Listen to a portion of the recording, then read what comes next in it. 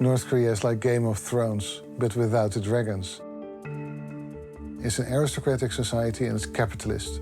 And everything is geared to make sure that there's as much cash for Kim as is possible.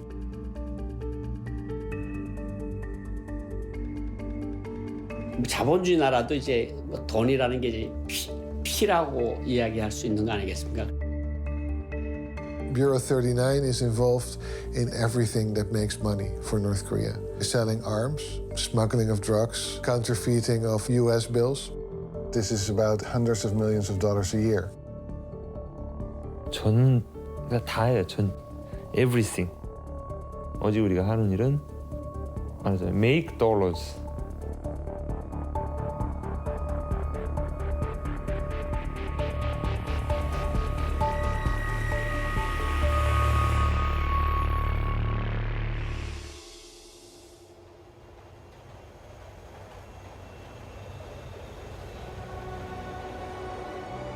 North Korea, the pariah state. A dictatorship shrouded in mystery.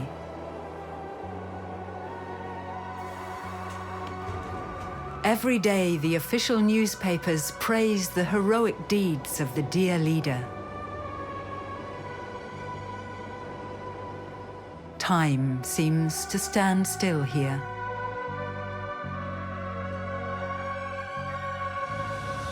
North Korea has the fourth largest army in the world. For 3 generations, the Kim family has ruled the country with an iron fist. But how does the regime manage to survive despite severe UN sanctions? And how come Kim Jong-un has enough money to threaten the world with the most powerful weapon of all time, the nuclear bomb?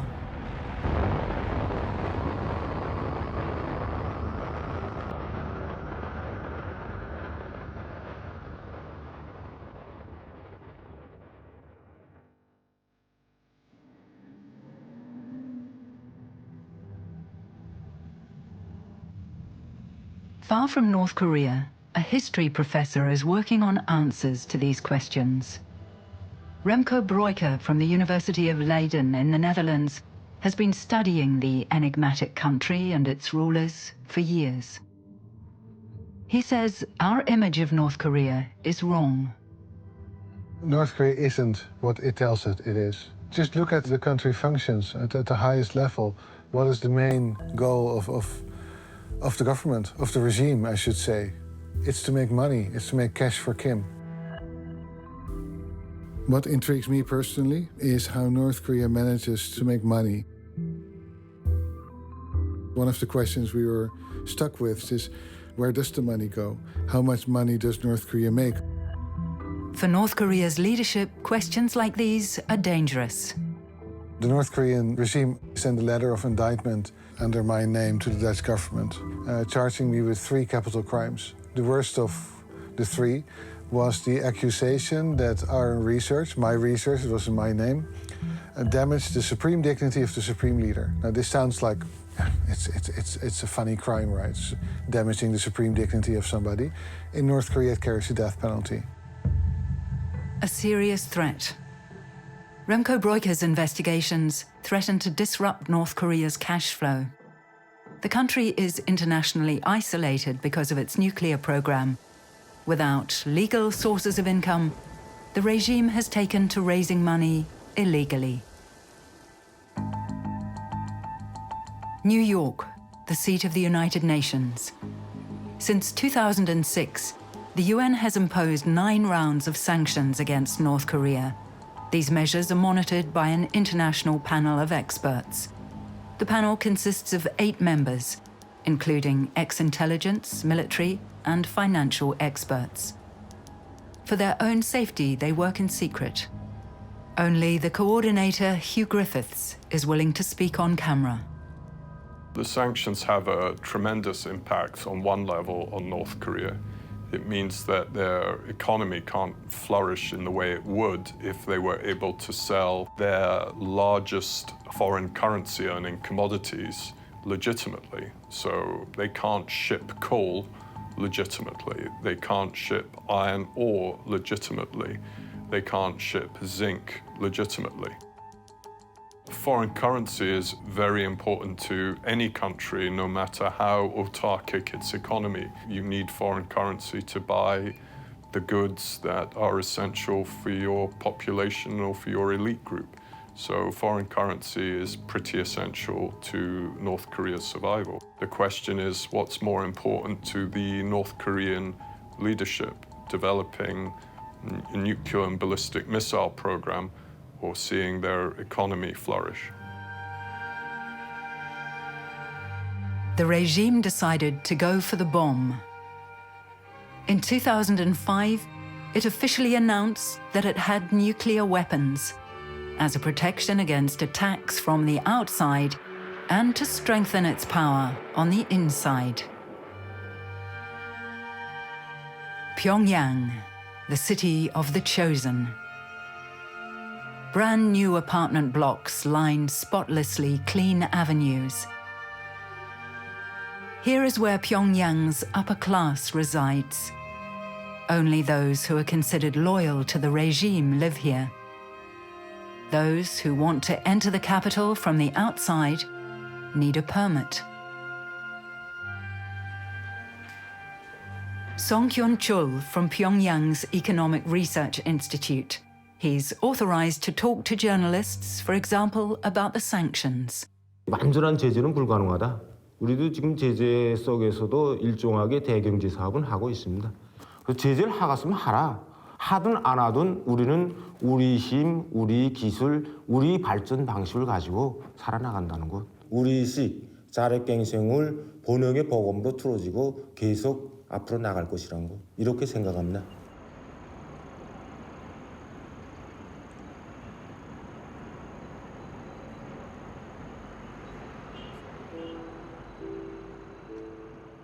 The sanctions that have been put on North Korea are extremely strict. I mean, there's probably not been a country that has been sanctioned more diversely and more strictly. At the same time, they're no longer working. There is a huge problem with our North Korea policy and using sanctions to try and have the regime modify its behavior. Because we're not sanctioning the one entity that earns most of its money, that keeps it afloat financially, that keeps it alive. Many high-ranking defectors from North Korea talk about a secret government department that's said to administer the regime's secret funds. Allegedly, Kim Il-sung and his son Kim Jong-un set it up in the late 1970s and equipped it with wide-ranging powers.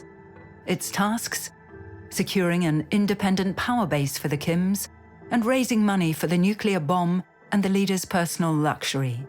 Its name, Bureau 39. Only 200 kilometers to the southeast, Seoul, South Korea's hypermodern capital, one of the 10 most expensive cities in the world. Around 25 million people live in the metropolitan area, about half the population of South Korea. Among them, most of the 30,000 people who managed to flee from North Korea. Ko Young-hwan was a North Korean diplomat. He escaped in 1991. Later, he was deputy director of South Korea's Institute for National Security Strategy. Few people know more about the Kim regime's workings than he does.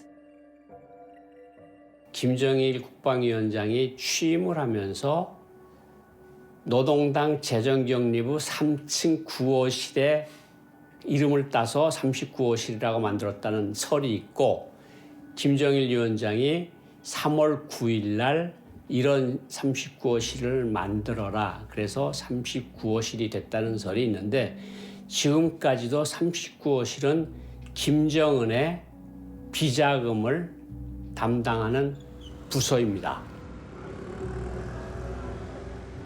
Talk to any prominent North Korean exile and they'll all tell you that Bureau 39 is absolutely crucial in earning revenues for the North Korean regime. It's absolutely vital.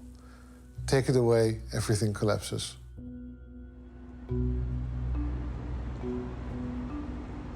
Here in New York, the United Nations impose and monitor the sanctions against North Korea. An entity as important as Bureau 39 should be heading the list of banned organizations. Office 39 is normally talked about by North Korean defectors. We don't really see Office 39 in our investigations. Instead, we're looking at the North Korean banks and the shell companies that traditionally operate overseas in third countries to generate foreign currency, and then that money is sent back to North Korea. Bureau 39 outside of North Korea is not called Bureau 39. Nobody identifies as somebody who works for Bureau 39. So it's very difficult to slap sanctions on people you don't really know are active. Kinshasa, the capital of the Democratic Republic of Congo. Since the 1980s, North Korea has been procuring foreign currency here in the heart of Africa. Ko Young-hwan witnessed a particularly spectacular case at the time.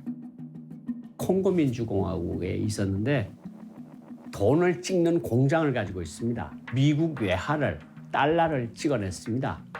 1달러짜리 지폐를 사서, 그건 진폐입니다.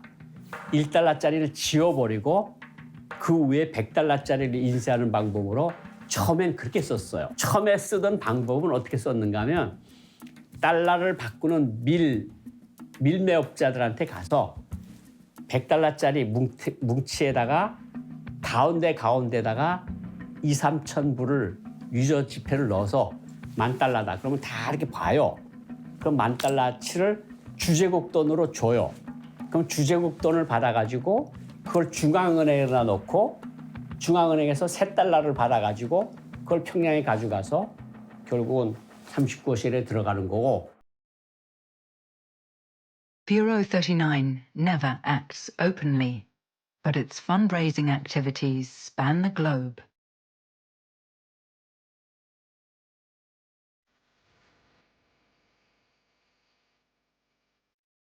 Angkor Wat in Cambodia, a World Heritage Site.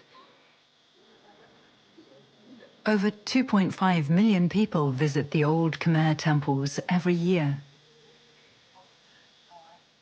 Selfies for the tourists. Foreign exchange for Cambodia. Angkor Wat's operating company earned more than $100 million in 2018. Tourism is by far the largest industry here. A lucrative business. Also for North Korea.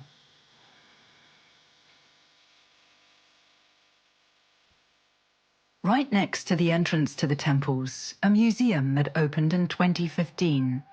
At its heart is a 3D painting that depicts the history of the Khmer Empire in monumental images. Throngs of tourists are guided through here every day. So for the painter, they from North Korea. We have 63 painters.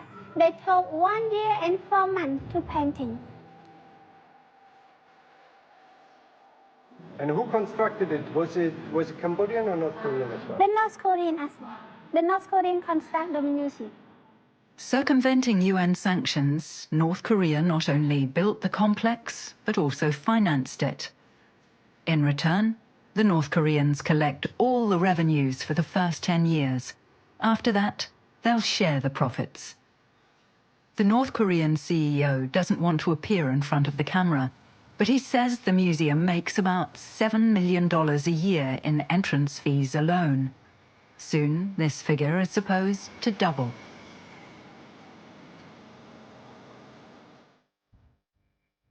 Cambodia and North Korea have maintained close relations for decades. Kim Il-sung and Cambodia's King Norodom Sihanouk were good friends. A solid basis for today's business ties that contravene UN sanctions.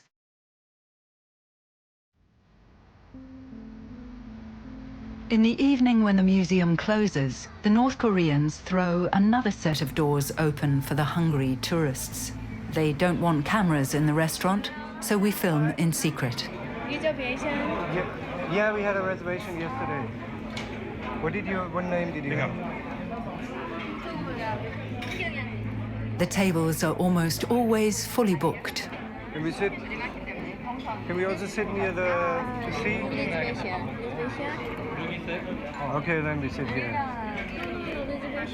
Okay. Yeah, I want to see it. Yeah, all right. The menu boasts North Korean specialties, such as cold noodles and sea cucumber. The prices are surprisingly high by Cambodian standards. A main course costs up to $50. In particular, tourists from China and South Korea visit the restaurant. The young women who serve here are mostly art students from Pyongyang. They live and sleep above the restaurant and are often not allowed to leave the premises for years.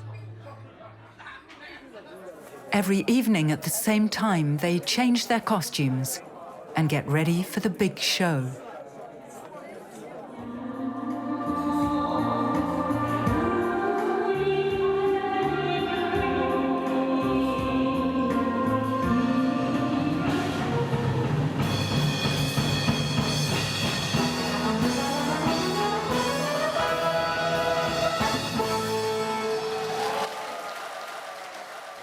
There are 130 such North Korean restaurants worldwide, 3 of them in Cambodia. They're said to make several $1 million a year, but the waitresses don't get paid for their work. The dollars flow directly into the regime's secret coffers.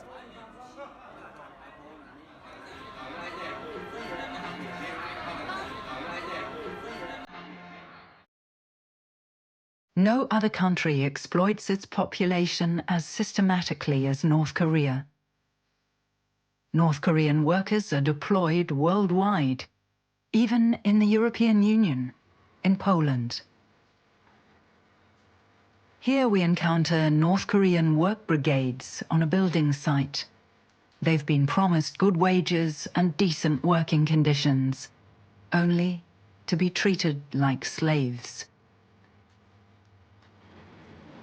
In the evening, after a 12-hour shift, the workers are driven to their barracks.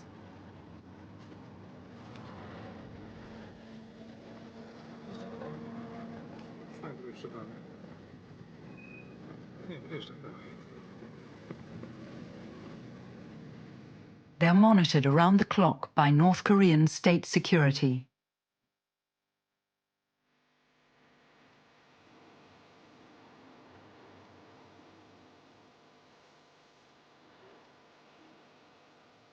Still, one of them decides to talk. 혼자 나오시는데 괜찮으셨어요? 예, 일요일에는 혼자 나오는 게 괜찮습니다. 만약에 들키시면 어떻게 되세요? 문책을 당하지요. 법에 끌려가서 문책당하고 그리고 조사받지요. 조사받고 마지막에 이 조사가 심해지면 평양에 끌려가가지고 거기서 또 조사해가지고 마지막에는 종당에는 감옥에 가게 되지요. 여기 직장이 있으신 거죠? 네, 저는 30대인데 우리 집 사람하고 딸을 고향에 두고 혼자 돈 벌러 나왔죠. 네, 그런데 아무리 일을 많이 해도 돈을 모으기가 너무 힘들어요. 네, 형편없지요. 아무데나 갈 수도 없고 자유가 없어요. 조 단위로 같이 생활하니까 우리 임금이 다 뜯기는 걸 알고 계시죠. 우리한테 지어지는 건 조금밖에 안 돼요. 다 뜯기지만은 그래도 집사람하고 딸이 있기 때문에 할 수 없이 이거 해야 되는 그런 방법밖에 없어요.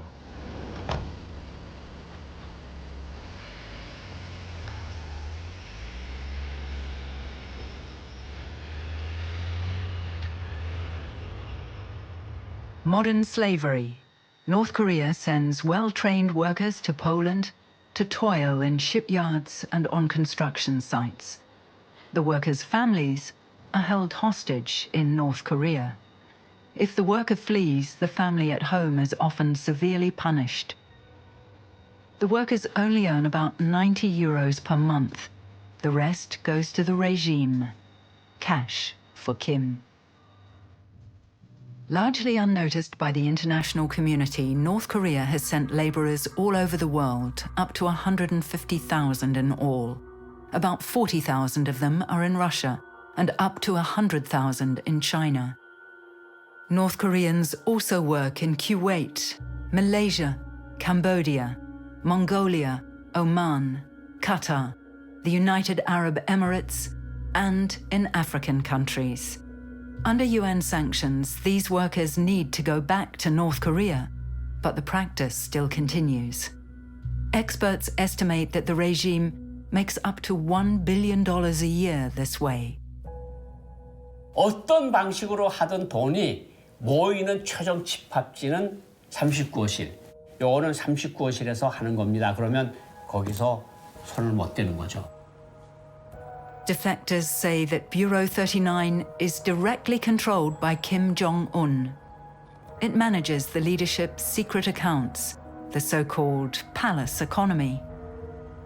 But where in Pyongyang is Bureau 39 located? And how many millions flow into its coffers?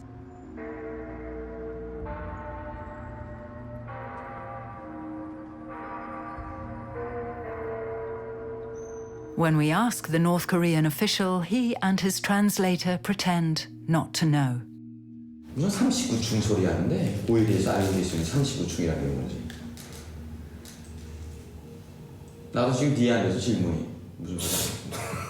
39층? 아파트가 39층? 일어났어요.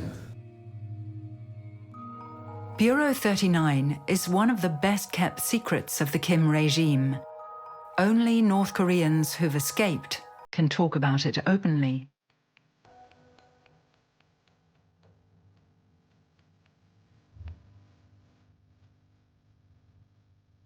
Seoul. At a secret location, we meet a man who used to work for Bureau 39.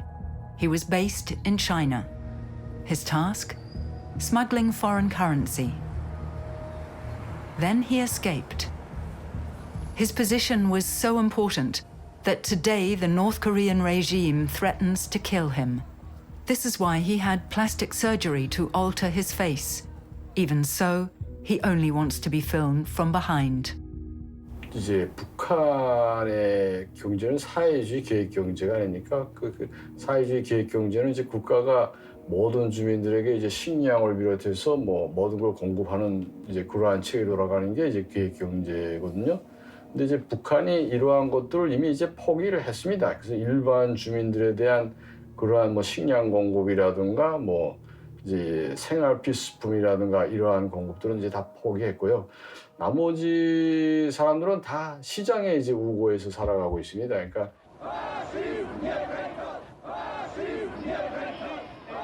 To understand Bureau 39 and the capitalist structures of North Korea, it's important to understand its history. In 1991, the Soviet Union breaks up. North Korea loses one of its most important trading partners. While many former socialist states now rely on market economics, the Kims continue to isolate themselves. When Kim Jong-il takes over from his late father in 1994, a famine breaks out.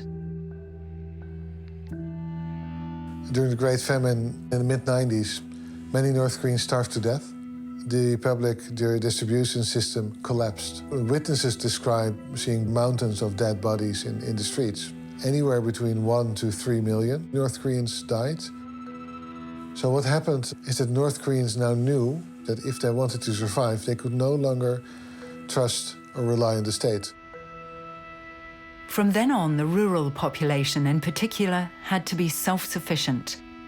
Black markets started to emerge all over North Korea. They're called jangmadang. All sorts of currencies are accepted, especially American dollars and Chinese yuan. Today there are countless of these markets throughout the country. 400 of them are even officially licensed and provide tax income for the regime.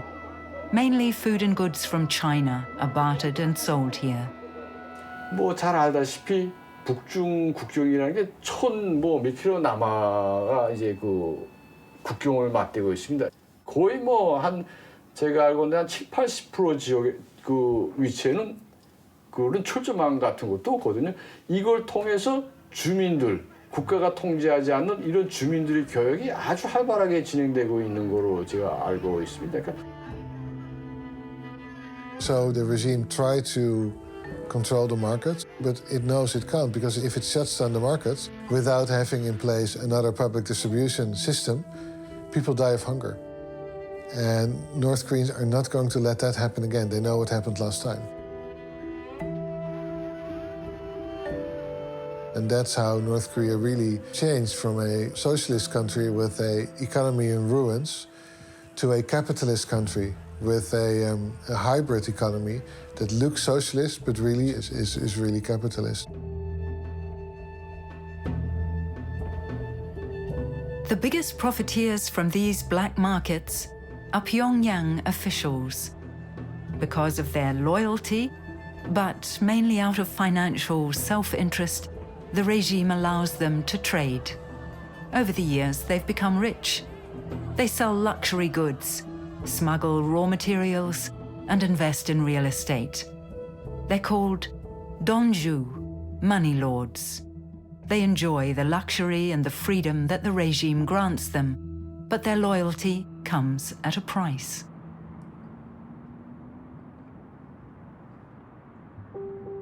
Many donju hold senior government positions, including at Bureau 39.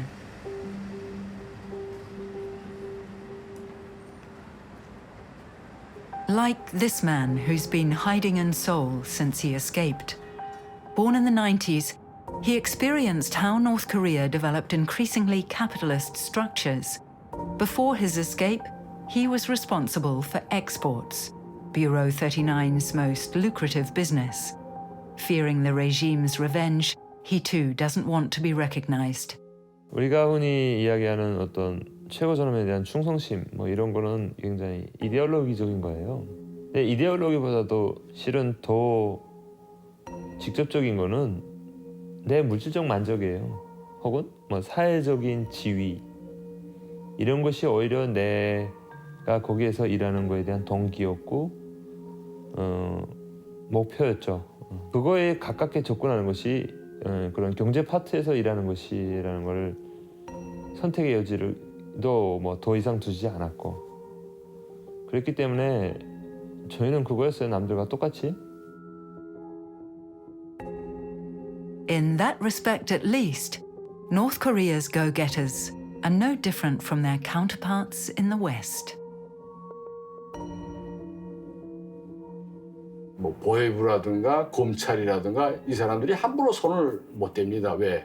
그 사람들은 엄연하게 당에 필요한 외화를 벌고 있기 때문에 그 이런 안전기관이라든가 보호기관이라든가 검찰기관이 마음대로 이제 어떻게 할 수가 없는 거예요.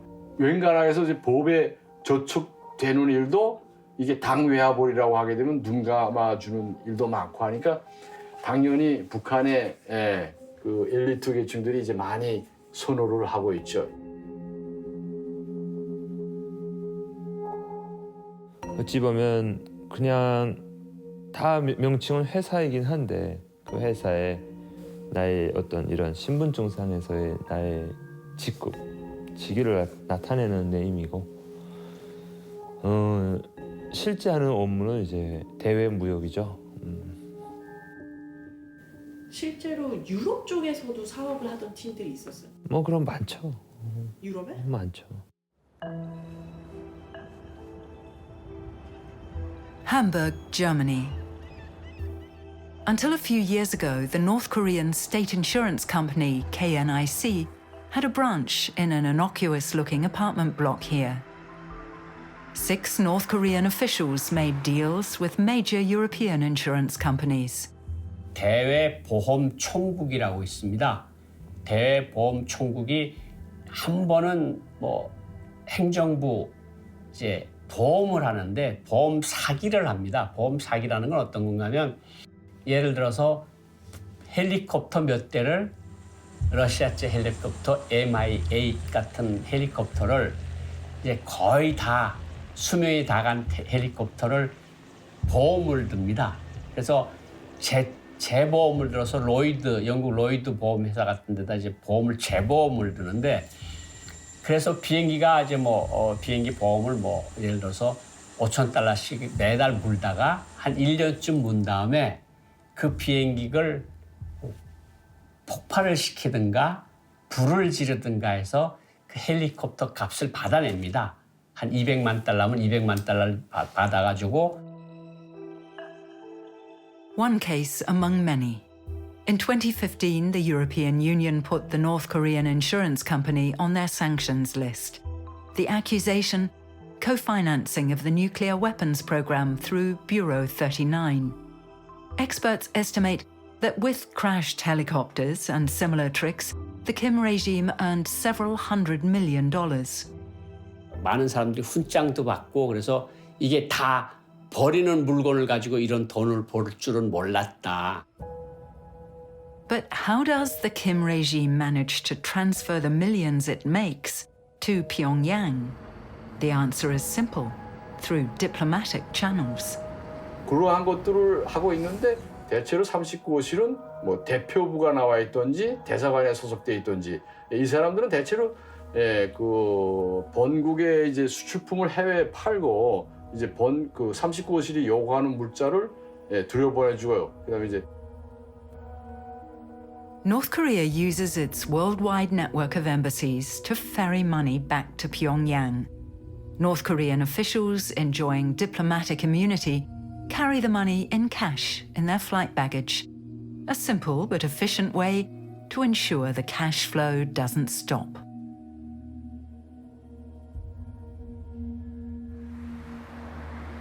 Well, North Korean embassies have a diplomatic function, but that's often mainly ceremonial.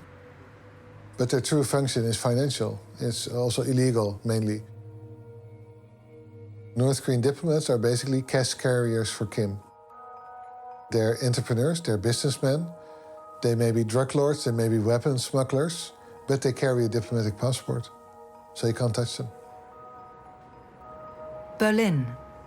Right in the middle of the city lies the North Korean embassy. The North Koreans have been renting out one of the buildings as a hostel for tourists. They've been earning 38,000 euros per month in rent. Using embassy grounds for such activities is against diplomatic practices and contravenes UN and EU sanctions. But despite the efforts of German authorities, operations have been continuing for years. Like any other country, the main goal of the embassies is to serve the state and the North Korean state's priorities in particular. So because sanctions are so comprehensive now, much of the activities conducted in these embassies may be prohibited. Providing military supplies, training, and much of that has been done through North Korea's embassies, particularly in Africa and the Middle East. So out of all the countries in the Middle East currently, the Syrian Arab Republic has the greatest levels of prohibited cooperation with North Korean military entities. Hafiz al-Assad, the father of the current Syrian despot, and Kim Il-sung were friends from the 1960s on. Back then, the North Koreans helped the Syrians during the war against Israel and supplied them with weapons and ammunition, an important source of income, right up till today.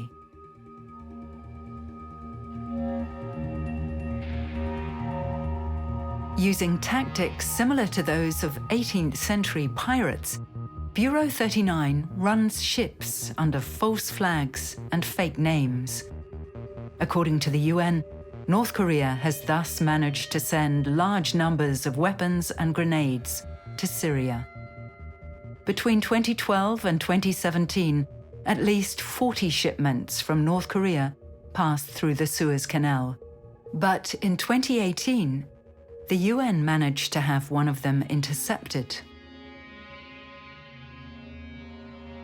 So we found something cargo on its way to Syria. These were acid-resistant tiles and valves, which could be used in chemical weapons development, but also missile fuel is highly corrosive, and such tiles could be used for ballistic missile program as well. The bill of lading clearly gave as an address in Syria an established front company for Syria's Scientific Studies Research Center, the SSRC, which is responsible for Syria's ballistic missile and chemical weapons development program. The chemical weapons produced in these laboratories have been used by Syria's dictator Assad against his own people for years.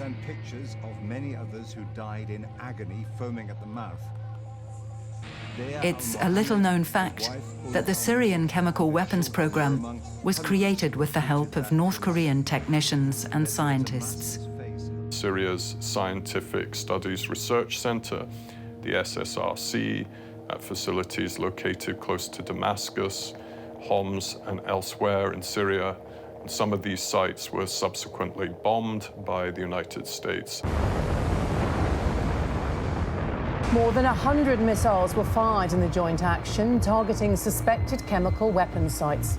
President Trump declares mission accomplished, saying missile strikes against Syria by the US, Britain, and France were perfectly executed. The purpose of our actions tonight is to establish a strong deterrent against the production, spread, and use of chemical weapons. Well, when the Americans bombed the chemical laboratories, they bombed the North Koreans there. Yeah, whether they knew they were bombing the North Koreans, I don't know. But they did, yes. The North Korean presence in Syria is really much underreported and underappreciated.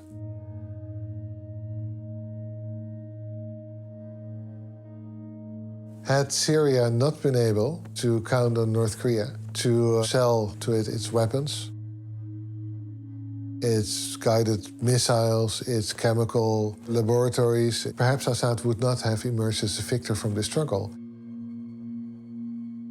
1/3 of all buildings in Syria have been destroyed, a tragedy and a business opportunity. The Syrian regime hopes for billions from international donors for the reconstruction of the country. The necessary work brigades are to come from North Korea. The two countries signed a contract at a meeting in June 2019. Dirty deals between despots. The money that's earned by Office 39, it goes straight into the coffers of the leadership. It is used on the one hand to provide for luxury items. It is used to pay for the Mercedes-Benz cars that somehow found their way into North Korea despite the sanctions. But it is also used, and this is probably more important, to deliver the best hackers you can train. As early as the mid-80s, Kim Jong-un started training the most talented children in terms of mathematical abilities and programming abilities to become cyber hackers. They're also good money earners. Ransomware, like the WannaCry virus, for example, is considered to come from the North Koreans. It is the biggest cyber attack the world has ever seen. Hundreds of thousands of computers around the world in about 150 countries rendered useless. Now, the U.S. government is publicly placing the blame for that cyber assault, uniquely dubbed WannaCry, squarely on Kim Jong-un's army of hackers. British intelligence officials and Microsoft had previously concluded that groups associated with the North Korean regime were responsible for the WannaCry hack. In Seoul, computer specialists are hot on the heels of North Korean hackers. Simon Choi works as a consultant for South Korean intelligence agencies. 그동안 10년 동안 북한 해커들을 추적을 하면서 사실 북한이 기존에는 뭐 국방 분야나 또는 뭐 방산업체 등 아니면은 뭐 국가 기관을 대상으로 많은 해킹을 했었는데 한 2005년도부터는 점차 그들이 North Korea has limited access to the internet. Only 1,000 IP addresses are available to the country. North Korean computer specialists use them to attack other countries. Experts estimate that between 600 and 1,300 hackers work for Kim. 대표적으로 일단 금융권을 해킹하는 팀은 전 세계적으로도 좀 뭔가 두각을 나타내는 건 두 개가 있습니다. 하나가 이제 북한의 라자루스나 또는 북한에 있는 또 다른 그런 금융권을 해킹하는 팀이고, 하나가 이제 카바나기라고 하는 러시아가 아마도 배후에 있을 거라고 추정을 하는, 거의 봤을 때는 북한이 8대 2 정도로 보여지고 있습니다. 네. 그런 특징들을 Experts estimate that up to $2 billion have been stolen by young, highly trained North Korean hackers.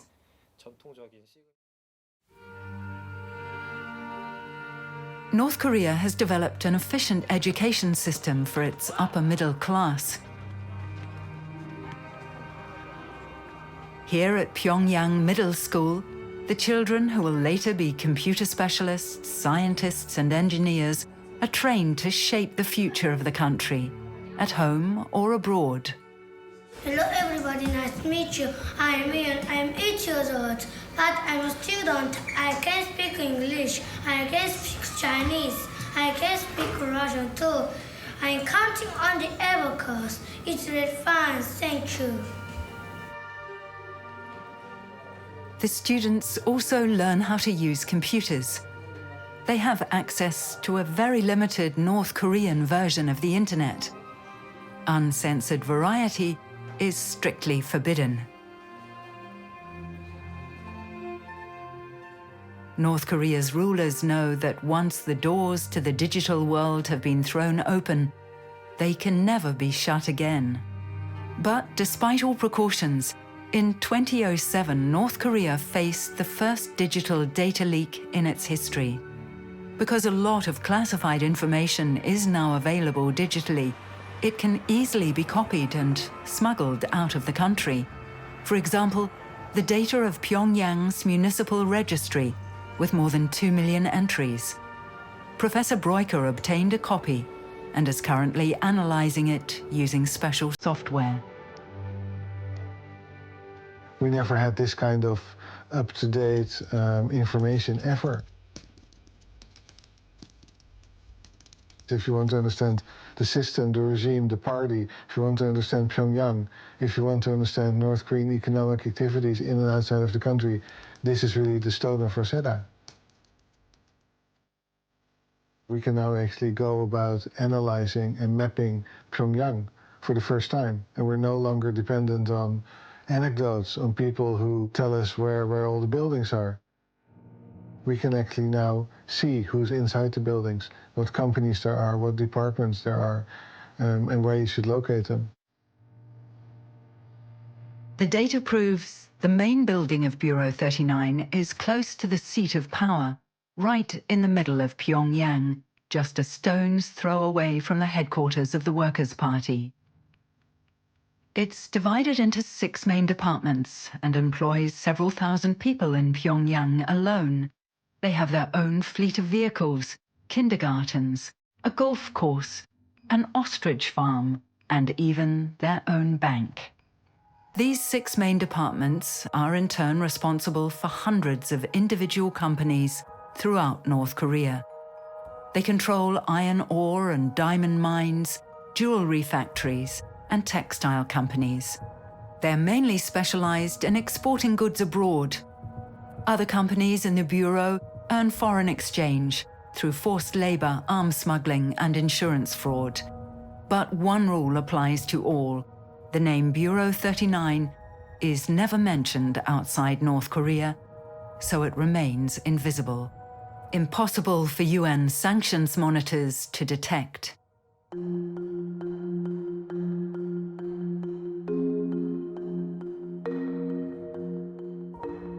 자기들이 외화벌이에 가능한 여러 가지 부분을 이제 다 이제 흡수해가지고 이제 운영한다고 이제 그런 소식이 들려오는 거. 그러니까 39실이 왜 해외에 나와서 돈을 안 버는가?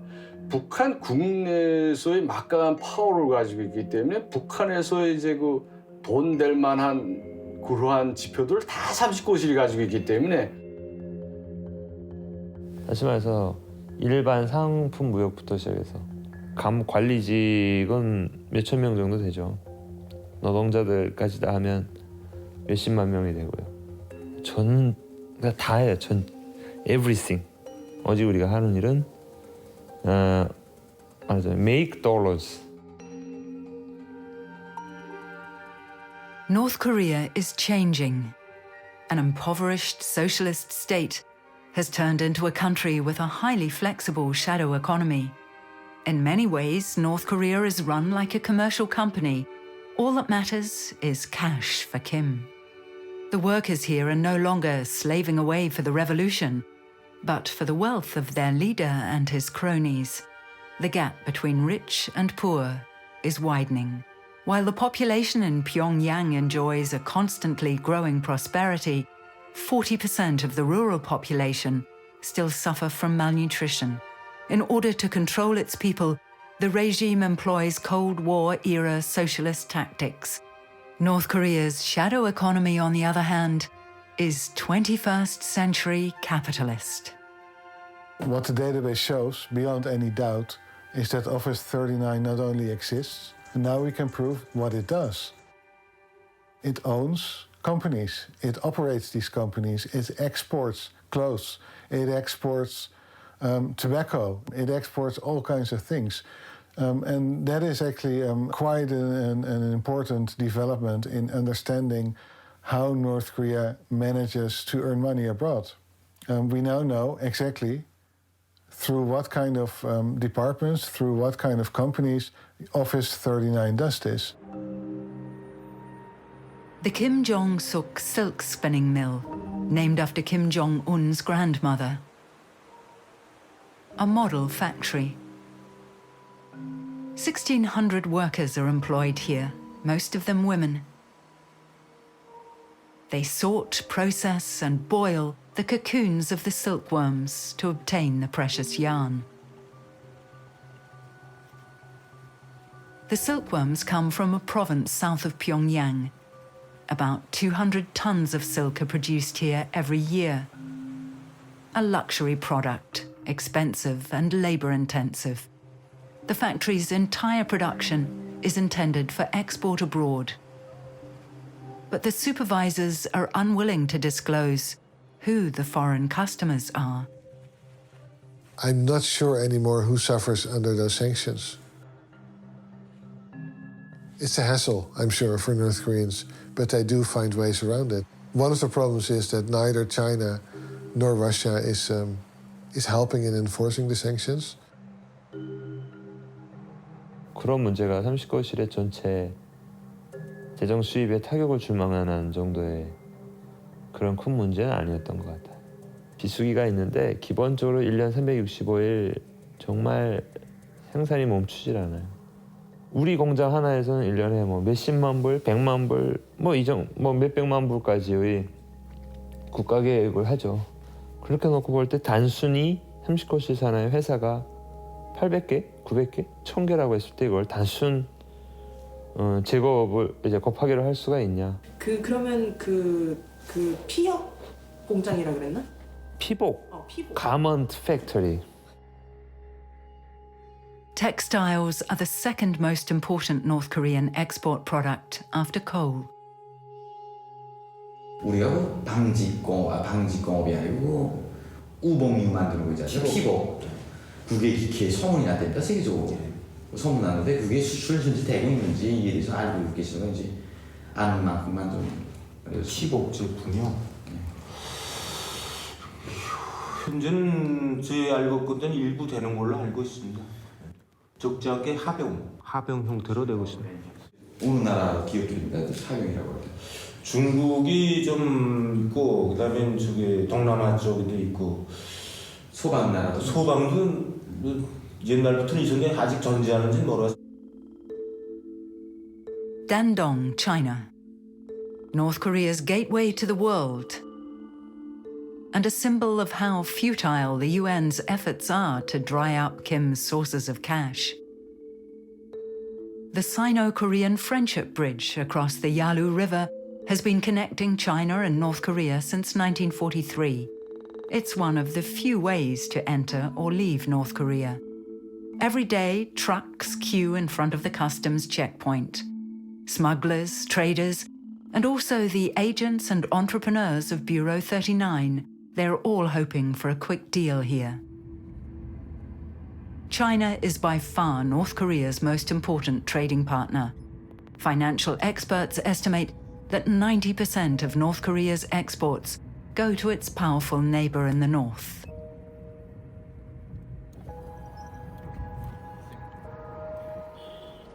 Thousands of North Koreans are said to work in textile factories in the region. Disguised as businessmen and equipped with hidden cameras, we film in one of the factories. Chinese textile companies hire North Koreans because their wages are lower than those of Chinese workers. These seamstresses work day and night and often sleep on the company premises. They're likely to be locked up for years, far away from their families. Together with a team of labor lawyers, trade experts, and data specialists, Remco Breuker tries to find out whether European brands work with Chinese companies that directly or indirectly employ North Koreans. Well, we found out different things. One of the things we were actually hoping to establish was the use of North Korean workers in Chinese factories. But what we found, really to our surprise, is that, yes, we do have North Korean workers working under slave-like conditions in China, but more than that, Chinese factories outsource to North Korean factories in North Korea. We've managed to prove the existence of a significant amount of North Korean slave labor in the supply chain of some of the world's leading clothing companies. Basically, in Europe and in the US, we've come to an agreement that we no longer wish to find slave labor or child labor in our supply chain. So there are all kinds of agreements in place. But if you look closer at some of these producers, you find that sometimes up to 90% of their production does not take place in China. It does not take place in the factories where the European and the American auditors come to check whether working conditions are decent. Yes, they are in those factories, but that's only where 10% of the product is made. The other 90% comes from North Korea. Breuker's team investigated one Chinese textile company more closely. It's called Vendeste. Their website states that the company relies on low labor cost and abundant human resources. Their list of customers reads like a who's who of international fashion brands. The website features a men's jacket. Next to it, it says Korean imported. The buttons carry a label, Armani jeans. Using trade databases, Breuker's team analyzed Vendeste's business relations between 2013 and 2019. The databases used customs data showing which goods are sent back and forth between companies in different countries. So what happens is that China sends the material to make certain types of clothes to North Korea. 1 month later, they ship back in the same container, and then you have finished clothes. Those clothes are again shipped to, say, the Netherlands or to Germany or to America. And from there, they're distributed into our stores. Between 2013 and December 2016, Vendeste sent around $10 million worth of fabrics and raw materials to North Korea. During the same period, Vendeste received finished garments worth almost $25 million from North Korea. Customs classify textiles by so-called HS codes. A lady's sweater, for example, has a different HS code than men's jeans. We take a closer look at HS code 6201. It stands for men's anoraks and jackets, like the Armani jacket on the website. Between 2013 and December 2016, Vendeste imported garments worth $12 million with this code from North Korea. The same code is also used for deliveries from Vendeste to Europe and the US. Among the customers, Armani. Armani jackets that look exactly like the one on Vendeste's website can also be bought in Europe. This one costs €219. It can't be proven beyond doubt whether garments like this one are made in North Korea, but can it be ruled out? We ask the fashion brands. Amani writes, "We confirm that Vendeste is one of our suppliers, and as such is regularly subject to checks and inspections, the result of these checks being that no finished products are manufactured in North Korea. Like all our suppliers, it's also required to declare which subcontractors it uses, and where these are concerned, it's also the case that none are in North Korea." We've also contacted Vendeste in writing. The company offered no explanation as to why and to what extent it trades with North Korea. One thing can be said for certain. Well-known fashion brands have their goods manufactured by a Chinese company that cooperates with North Korea, a country where workers have no rights, where human life counts for nothing. Reuters' investigation shows that this is not an isolated incident. For years and years, we've heard testimonies from North Korean escapees who were in concentration camps that they had been forced there to produce textile for the export market, for famous Western brands. And I think for the first time I've been able to corroborate that through an external source, so not through a testimony. In this same database, I found the department, the bureaucratic department, that is responsible for managing the production of textiles for one of the concentration camps outside Pyongyang. It means that we not only buy clothes produced by forced laborers, maybe even slave labor, we may even buy clothes in the Netherlands, in Germany, all through Europe, in America, that was made in concentration camps by people who will never see the light of day again. These are the kinds of camps that you don't leave until you're dead. That is just too horrific to put in words. And we're complicit.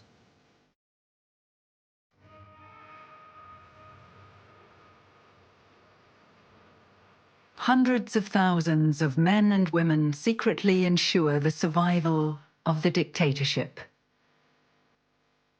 Their futures are sacrificed for the luxury of the regime and for our prosperity. Kim Jong-un is not a crazy dictator, but a coolly calculating businessman who runs his country like a company. His Bureau 39 does business with everything and everyone, including us.